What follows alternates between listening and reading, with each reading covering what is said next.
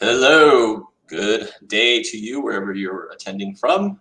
Today on Overdose Chill, I'm filling in for the wonderful Andrew Potkowitz. I've got a guest here who is a dear friend of mine, actually, so kind of fitting. And to introduce you, Derrick, I've run out of adjectives, but we'll say like legendary e-commerce powerhouse, middleweight champion of the world, Derrick Dinglasan. How you doing today? Doing great, man. Happy to be here. Thanks for inviting me. Yeah, I like the spread you've got in front of you there. You want to talk through what you're representing today here? We got, yeah, I thought I'd do something a little different, make it definitely interesting. It looks like it's a little cloudy in LA. It actually might rain, and that would be something very memorable. But, you know, my house is way too messy, so I felt I'd bring some of my elements from my room since I couldn't change the background out here. Yeah. Very cool. So let's just talk a little bit about you, man. You know, I've known you now for close to like 5 years, I think it is. You know, and we started out at, you know, I was in another agency with our mutual friend Van, and got to, you know, working with you. And since then we've become, you know, pretty good friends over the course of this couple of years. But, you know, there are a lot of things I don't know about you. So maybe you want to, you know, give me some background on like where you grew up, where you went to school, kind of what you went to school for, this type of stuff.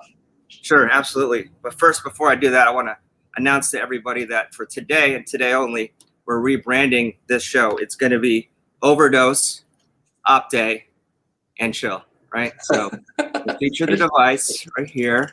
There you go. Get to see it. And then we're going to crack open customary beverage. Yeah. I like it. Yeah. Okay. Just want I'll have a do right to do right by the brand in the show. There you go. Cheers. Cheers to that. But yeah, so wow, you know,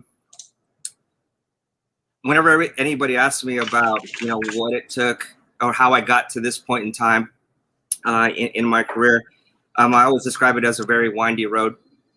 You know, starting from the beginning, born in Long Beach, California, so a Southern California kid. But I was raised in Sacramento, so to take that back, I was actually Northern California kid, but with strong ties to Southern California. You know, spent a lot of time in Sacramento, and I was one of the few people to discover and realize that California is a special place, but there's so much more out there in the country, and to experience it, I had to study in the East Coast if I ever had that opportunity. You know, fortunately for me, I was a kid that I always got great grades and followed my parents, who were very strict. And ultimately, I had an opportunity to take a summer to study abroad. Not abroad, but on the East Coast, outside of California. That's abroad to us here. Yeah, it's abroad to us. I'm telling you, the California mentality is very unique. And took a summer to study at Harvard Summer School. And there I kind of really got a chance to, you know, take in Boston, take in the East Coast, and really just was a profound kind of discovery for me that, wow, there's a lot of great and different, you know, things to discover in this country. So when it came time to apply for colleges, applied to a couple East Coast schools just in the off chance, like I said, that if I ever got that opportunity, I would go there. One of the schools I applied to and got into was University of Pennsylvania, in West Philly. And I took my shot there as you know, California kid, just on his own, living in the cold on the East Coast, and it was a great experience. You know, by the grace of God, I was able to graduate in 4 years with a computer science and engineering degree. Oh, nice. And to be even more blessed, was able to receive an offer to work as a software engineer at what was considered a pretty cutting edge brand at the time, Motorola. Right. So if you don't know Motorola, they have such innovations as the StarTAC phone, the Razr, two-way pager, the Crazer, the Droid, all of these, which are pretty much obsolete devices today. But back in the day, I'm dating myself, obviously, they were pretty cool. So you know, Motorola was in Chicagoland area. Spent almost 8 years there. But But I realized very quickly, coming in as a software engineer, that my personality didn't really align well with the work developers typically do. Slaving in front of a computer keyboard, hacking away at code. And back then, I think coding is fun now, and I respect all developers. But back then, coding in C, C++, it's not my vibe. So I kind of realized early on that that's not what I wanted to do and not what I was passionate about. Tried to see where else I could fit in. That was really great for my personality, which is really, I loved working with various people, being pretty organized, prompt, and punctual. And I felt that, I found a role in program management that was really kind of, a great time in my career, kind of just knowing how to move major projects. And these are like multi-month projects, 24 to 36-month projects, inch by inch, and to finally kind of get that goal of releasing this software. It was a pretty good feeling, and I found my calling there. Work with customers like Nextel, Sprint, AT&T, basically in the wireless division of Motorola. This is a side of you I didn't even know, so I learned a lot about you today. I always thought you were some kind of marketing person, based on our interactions. So the fact that you were a developer, respect to you for that. Yeah, it's definitely a interesting journey, like I said. So I spent 8 years in Chicago. Had a great time. Probably the heyday of nightlife back then in the early 2000s. Featured Crowbar, Dragonfly, a whole bunch of great bars on North Avenue. If you're from the Midwest, then you'll know about it. My college sweetheart ended up getting into business school, and that was at UCLA Anderson. So when she moved there, I took it as an opportunity to say, hey, I'm going to go back home. I've experienced the East Coast. I've experienced the Midwest. Now it's time to go back to what I feel is, my favorite, state, and where I have, a lot of my close ties. It was great to be back. So yeah, spent a little bit more time in telecommunications, worked at Qualcomm, and I was really just tired of that commute from San Diego to Los Angeles. Oh, wow. Visiting my girl at the time. And fortunately for me, I had a friend who was looking for some help on the project technology, product management side. And I got a really sweet gig working for a great company, which at the time was called lowermybills.com. And I think I remember this. They were top 5, advertiser on the web, very into performance marketing. So I really cut my teeth in the digital marketing space at that time. And then that's when I realized, wow, this stuff is really for me. I just love looking at the different interactions that customers have with the online products and optimizing. It's where I learned how to do A/B testing, where I learned analytics, where I learned to do a lot just related to online advertising. Very cool. One of my colleagues actually, this is kind of where my break shifts from being a somebody in the lead gen space, working with B2B, into the CPG space. A colleague of mine reached out to me about an opportunity at a startup called The Honest Company. It was a new CPG brand that would be co-founded by Jessica Alba, Brian Lee, and a couple others. And I was really just down for that opportunity, and no matter what it took, to just be associated with physical products. I think that was kind of a huge shift, and also just the fact that we would be shipping physical products. I would be mainly responsible for a site. What that customer experience was.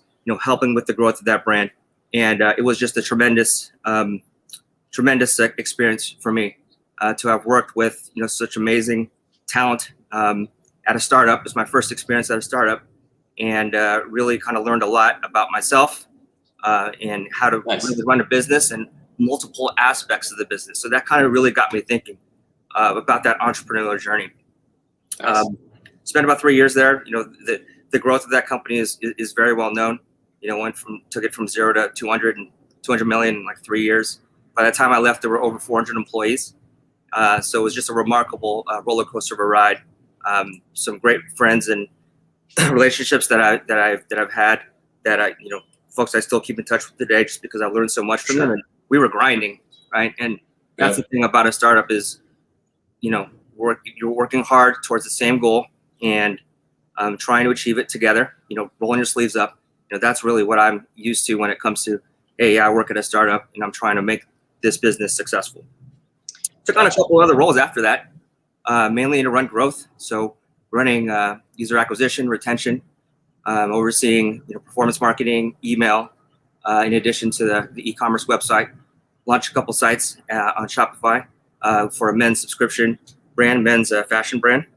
Then later, did a couple other stints with more niche businesses, a medical apparel startup, and most recently, before I launched Opti, was with Manduka, which is a legacy heritage brand. It's been around for over 20 years, and they're really just trying to find their footing with the online space. So help them, transform their digital, experience, and had a really great time there. It's a great brand. I've been really lucky to work for some amazing brands. Yeah, and this is a good moment to pause here. We do encourage anyone watching to drop comments, questions. We're happy to answer any questions. Derrick, we'll be here for a little bit. Cheers, my friend. One interesting thing is when I met you, I think that's when you kind of pivoted, right, to your marketing sort of persona. And I think, this is a good time to kind of pivot, since you've talked about, the experience you've had at like the ground floor of a startup being, employee, single digit or double, first double digit kind of thing. What are some of the takeaways that you've learned from that and taken to your current, your current business, right? Where now you're in a position where you can actually inflict the change or the processes or the things that you want that maybe in the past you saw as like, hey, I wish they would have done that differently, or I would have done that differently. Like, what are some of those learnings that you're using today potentially? Wow, a lot of learnings. And obviously when you're part of a startup, you learn a lot of things on the way, but the most important thing is that you try to develop a plan, see if that plan works out, or test out a hypothesis, see if it works out. If it doesn't work and it fails, go on to the next kind of idea. So it's that constant iterations of trying to make things better and to optimize. And again, to kind of date myself, when I was working on the Honest website back in the day, it was a mainly desktop-oriented website, and so I had worked through migrating it to a Twitter Bootstrap, mobile optimized type of experience. But we did it in the right way, in a very smart way, which was A/B testing various aspects of the user experience, and before kind of making that move, showing that there was a lift, or if there wasn't a lift, if something failed, kind of reiterating to make that overall experience better.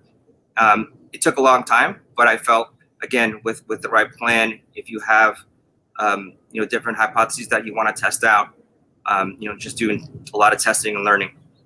So that was kind of one of my big takeaways from working there is there's a frantic pace always associated with startups.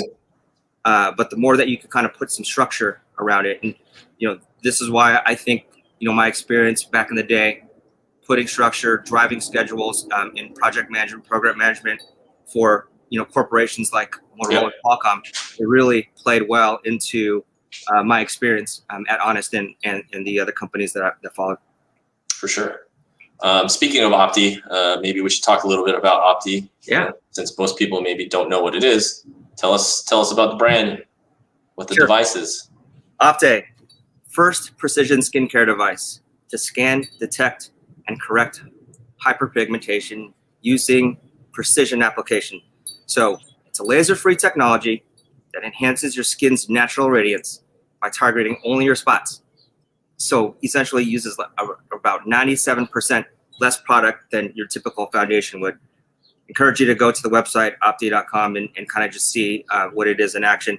But essentially what it is, this device here is a handheld inkjet printer. And the technology that is behind this, years of research and development spent by Procter Gamble to kind of solve this problem of hyperpigmentation and putting it in a in a format, in a form factor that can be commercialized, right? And that's what my company does.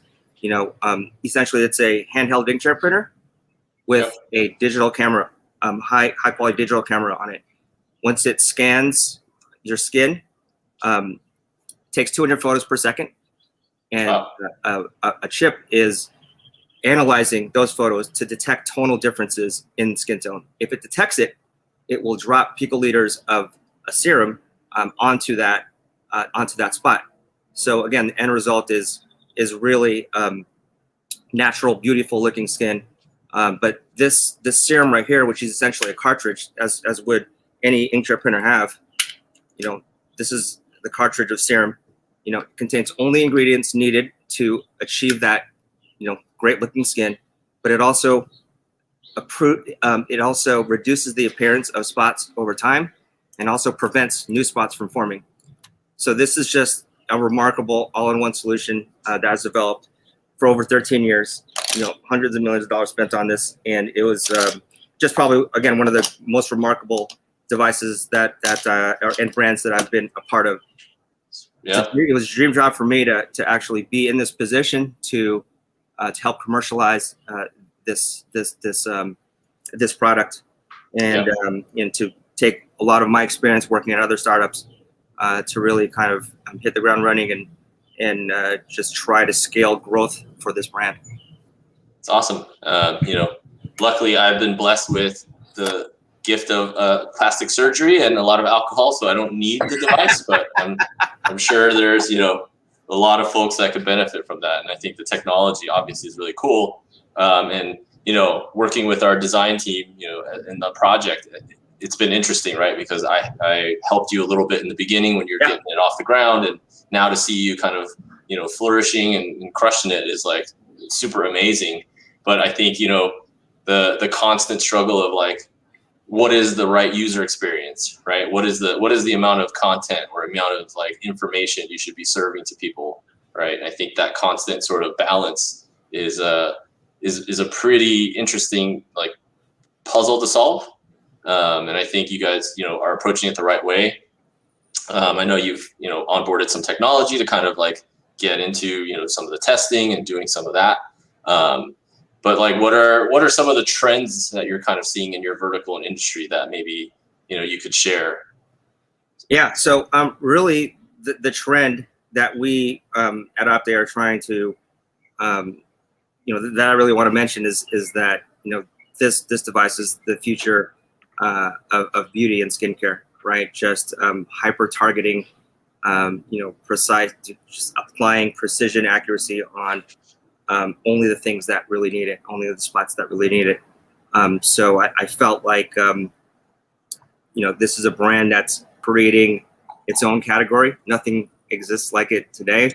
And that's why, I sought your help early on to actually, help, because this is a very difficult product to explain, but with a lot of education and, structuring our website in the right way. I felt like we were able to kind of get that message out and also explain how, this product kind of benefits people.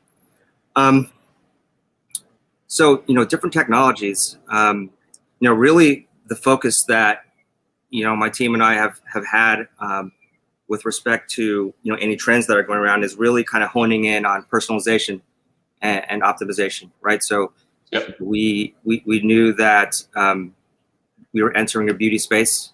Beauty space requires a lot of, it services a lot of different individuals, all sorts of, tones, skin types, etc. And so kind of really honing in and explaining that, this is a device that can be for you if you are fair skinned, or if you're medium toned, or if you're deep toned, was really important to us. So creating a personalized experience that ultimately takes cues from users as they're on their journey on the website or through our paid ads. We mostly advertise on Facebook and Instagram and Google.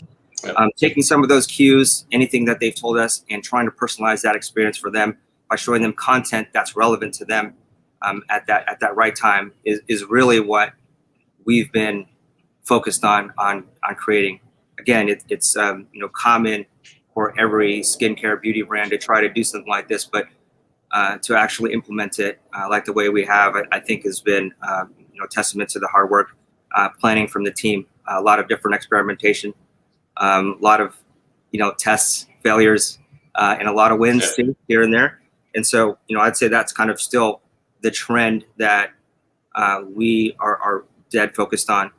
The other thing is mainly just related to just creating that ultimate premium customer experience, right? Sure. And having the tools to be able to service our consumers in the right way.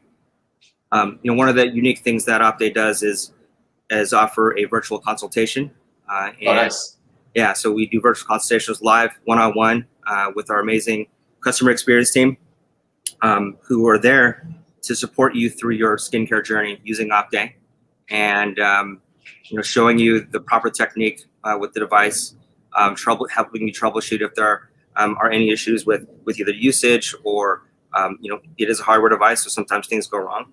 Sure. And then more importantly, kind of just talking folks through and just kind of being there and creating that one-to-one relationship. The platform that we use is pretty amazing. We have a platform that is able to go from a live chat and a on-demand kind of video one-on-one platform. So we've been testing various tools that will again create this ultimate customer experience, and we're slowly implementing and rolling out just different technologies. So really the focus has always been number one on the consumer, making sure that this device and this product is right for them. Yep. And then also just servicing them in any possible way. This is both post-purchase and pre-purchase now. So we've done a lot of testing on the post-purchase side, hearing out, we were constantly surveying our customers about things that they, ideas that they have or issues that they've encountered or information that they were able to get. And we listened to them and, put different tasks on our project board to address some of these. Yeah, I mean, I think that's an interesting topic that we can maybe unpack a little bit more, which is like, in your previous experience, right? Like you were selling sort of single use or like at point of purchase, right? Like products that once you've sold it, your kind of job is done, right? Right. But now, like the product you're selling is very different, where it's a long-term subscription maybe based, right? Like, talk about how that approach has, how you've gone about that approach, given your past experience and what you've learned and how different it is. Yeah, no, it's a great question. And this device costs $599. So along with it is the expectation of a high quality product. So everything from when you receive the device to unboxing it to using it, we've tried as much as we can to keep it premium. And then, after you've had a chance to use it, kind of checking in and, again, trying to maintain a relationship with consumers as they're kind of on this journey. And we've tested all sorts of different things. We call it our concierge program, reaching out one-to-one from our, customer experience team to each of these customers. Again, surveying them, asking them to hop on to a video consultation, things of that nature are really, to us is just something that we have to do, especially for this brand. It's the product is very difficult to understand, and we know that we need to get you to use it at least 5 to 7 times and not get frustrated in order to kind of understand the value of what Opti brings. And then, as you mentioned, once a customer, a client, gets the hang of it and sees the ultimate benefit that this product has on their skin, ultimately, we are, once they see that benefit, we're trying to continue to improve the experience. Sure. And so it's mapping out our consumer journey has been a difficult task, and we're kind of in the middle of it right now. Sure. But we've tested a lot of things and learned a lot of things. But again, like I said, it's just an important exercise that every brand should take. Once you collect that money, through the store. The experience can't end there. You have to kind of check in on, your customers, and, ultimately we're trying to build a sustainable business here, right? We know we have a killer product. We know we have the right team that's going to get that product out there, forming the right partnerships to really kind of showcase this brand. It's just the beginning right now, and I'm hoping, with the team that we have and the new team members that we're bringing on, we're just going to, build an amazing brand that a lot of people hear about. Yeah, I mean, you've grown pretty fast, right? I remember when we first started talking, it was a handful of folks, and now I think, what are you at, like 40, 30? Yeah, no, we're just at 10 right now, but then have plans to scale. Another big takeaway from my startup, days and learnings is to really, again, focus on customer experience. So that is the largest team that we have in our company. We had a short debate about whether to outsource our customer experience or bring it in house, and thankfully, a lot of the learnings that we've had in our previous brands, just owning that customer touch point and all the touch points in the experience has ultimately served us really well. Gotcha. And you mentioned technology, for some of this cool, the cool things that you're doing. What are some of the ones that you really like, or the ones that you've been testing that you really think are going to go somewhere? We have this quiz platform that we use it's not a quiz to match you or give you product recommendations. It's actually to see if you're a great candidate for OPTE. Gotcha. When you look at the ads that we run, it's kind of miraculous the impact that you get, the end result you get from using OPTE. And the way that we decided to use it and kind of introduce it in various parts of the consumer journey is as a way to kind of ensure that the customer knows who it's for, right? So OPTE is not for, it doesn't do very well with raised spots like moles, acne, redness, large patches of melasma. But anything smaller than a dime, anything that's not very dark, I think it really does an amazing job on. And what is powering your quiz? It's important to find that right consumer, and set that expectation up front. So the technology that we've been using, we launched with Octane. We're using that quiz. Nice. We're going to be testing out a new, provider, Cartful, really experts in this space. And ultimately, end goal is just to create the best customer experience on the website. Yeah, and I've heard that, speaking of technology, that you're looking at going headless potentially as well, right? Yeah. Maybe talk me through that. Like, what's the thinking there? Yeah. So very early stages, but for those that don't know, headless e-commerce refers to the decoupling of the front end layer of website from the back end, right? And so a solution like this helps developers quickly launch new products, so like marketing content that you would feature on blog posts, customer reviews, basically to any screen or device. So when, one of the key reasons why we're considering it is to really build for the future of the OPTE business, kind of where are we going to be in 5 years? Is what we have now going to kind of sustain this business? Because we're always kind of thinking about, what's the next step? We've achieved a lot of these goals. Kind of what's the next step? Let's start making those, that way to that goal. And we know that we are a heavily testing and experimental brand. So as we introduce new experiences on the website with our IoT connectivity app that we're introducing later this year, ultimately we're preparing the brand for multi-channel. Nice. And so that's kind of really why we're doing it. Also, as you know, tons of flexibility, less constraint compared to traditional e-commerce system. Allow us to do things a lot more quickly. And as a startup right now, we just want to test and learn as quickly as possible, work with the right partners, find the right partners, find the right people to kind of experiment and lead us down these journeys to kind of see what works and what doesn't work. We feel like exploring headless makes sense for our brand at this time.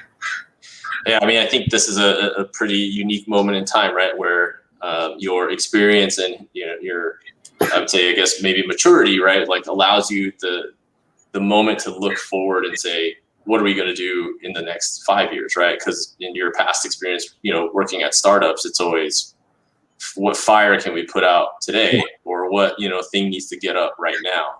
So I think it's really cool to see that you've progressed this way and that you're like forward thinking in that way.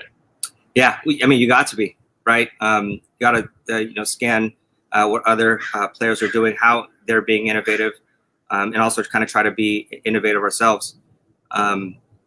But yeah, like I think you're right. Kind of just looking back, kind of not just getting stuck on, hey, we have a proprietary e-commerce platform, and we have a team of 80 developers that support it. I was like, no, we can't do that again. But planning for things in the right way, kind of anticipating that we are going to be a very content-driven brand. We're going to want content on all sorts of screens, from a website to our mobile phone to a mobile app. Those are things that are on the kind of roadmap, and we're always thinking about it. Sure. One question I did want to ask, and maybe this is a little more personal, but like throughout your career, who are some people that were inspirational to you in one way or another? It's a great question. Definitely a lot of inspiration for me in the world of ecom and digital marketing. Mostly from innovative and cutting edge brands that have had either successful exits or have just kind of built a direct consumer brand up to be actually well recognized as creating a great customer experience or having a great product. I'd say one of the names that comes to mind for me is Brian Lee. So Brian Lee is the founder of LegalZoom. He also founded Shoe Dazzle. Nice. He's founder of the Honest Company, Honest Beauty, and he's an investor in multiple amazing brands and businesses. So it really wasn't, kind of until I saw him, heard him speak, and was kind of driving the Honest Company and kind of from what it was when I joined to what it was when I left, and even to when he left the company. It's been great just having that exposure. There's not too many folks at leadership levels, like him, and sure. And I've always wondered if I, had what it takes and would be able to, take on such a responsibility like that as launching my own entrepreneurial endeavor, right? But I think a lot of things have changed. There are a lot of great organizations out there that help kind of promote other leaders that are like me and launching different companies, and really thankful and grateful for their guidance and leadership, kind of navigating this landscape, because it's not for everybody.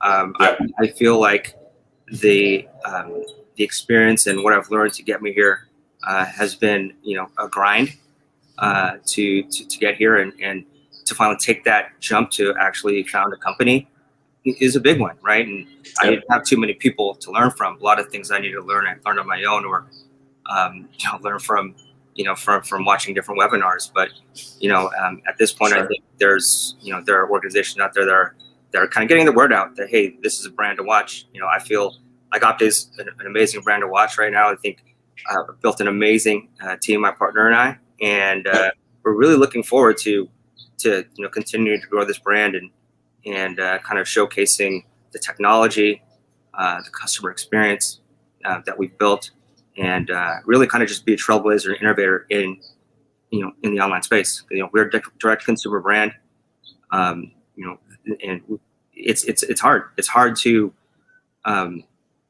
get the word out, and get a lot of influence, gain a lot of traction with just the brand awareness and working with amazing people that ultimately help push the brand. So it's been an amazing experience. But yeah, Brian Lee, again, by me seeing him do that and kind of lead the companies to the greatness that he did, I think that was just a really amazing thing to be a part of, and he's definitely a role model for me. Very cool, man. Off of the work related stuff, how you feeling about the Lakers? Injuries. Oh my gosh. Drummond's first game yesterday. Yeah, I heard he stubbed his toe or something. Yeah. I mean, we're hopeful. The Nets team looks really scary. But once the regular team gets back, LeBron, AD, everybody else, I'm hopeful we'll make a good run. But Los Angeles is a great sports town. We support all teams, even the Clippers. But always hopeful that the Lakers make it. And it's just been a great year, 2020, and just in terms of sports teams in Los Angeles. Can't complain. Yeah, right. The Dodgers, Lakers. Who else? I don't really follow hockey, but yeah, we got a lot going on. Yeah. One more question is like, where do you see Opti in 3 years? Good question. 3 years, I see Opti as, a category leader, a category that we created, but just knowing that it's a high technology beauty and skincare device that is just really in a class of its own. So for us, what our goal is kind of just build, a sustainable, brand that lasts. And the way that you do that is by, promoting a product that is great and that kind of listens to its consumers, its customers, continually strives to make it better. And hopefully we will be. And, we've already seen great signs, having won different awards like Breakthrough Award for Allure, Future of Beauty for Elle. We've been recognized for being an innovative type of beauty brand. But now we want to go from just being the future of beauty to being, the it device, the thing that you need, that everybody needs in their bathroom to help prevent, hyperpigmentation, to fade hyperpigmentation over time, and to just really, help you, cover those spots that you may not like whenever you go out, and making it quick and easy, right? So sure. Hopeful that we're able to create an everlasting brand.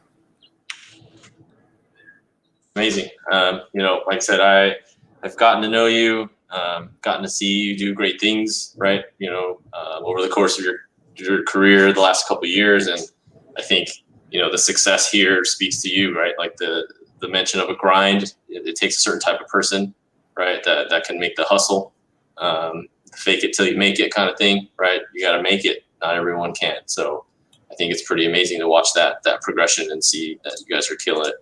Yeah, and it always helps to have great allies and friends like you that are experts on their own right in this space. I mean, you've helped me out in a lot of jams and just trying to solve for different things. And I think if it weren't for the relationships that I've made in the past, with former colleagues, with vendors who just really care, with brand partners that just really kind of understand what you're trying to build, and they get behind that goal with you. Sure. I think it's just been, I couldn't have done it without the help of friends like you and others. Just partners that we really kind of just tell them this is our vision, this is what we're trying to do. Are you going to help us get there? And help us lead the way. So. For sure, man. Any last comments or anything you want to say before we conclude here? No, I mean, for any, hopeful entrepreneurs that, just kind of aren't sure about, taking that next step to actually found a company, I can tell you it is hard, but, it's rewarding at the same time. But I think that the founder community it has been a great one, especially in the Los Angeles area, the Silicon Beach founder community, startup community. Everybody's always willing to help, and I'm always willing to help as well. So nice. Need anything on, e-commerce side, CPG or whatever, definitely reach out. Just not money, right? big and small too. Oh, buy one of these too. And yeah, so it's really important, I think, you know, to have that belief, and but learn from others' mistakes. You know, that's kind of the last thing I want to say is, hey, learn what the greats have done, and you know, kind of what one or two things help get them there, and then, you know, one or two things that, you know, a mistake that you shouldn't make. I think, you know, you'll be off on at least a decent path to get started. It's great advice, man. Hey, Derrick, it's been a pleasure. Great to see you. Hopefully we get to see each other in person soon here. So thanks for doing this, and we'll be in touch, man. All right, guys.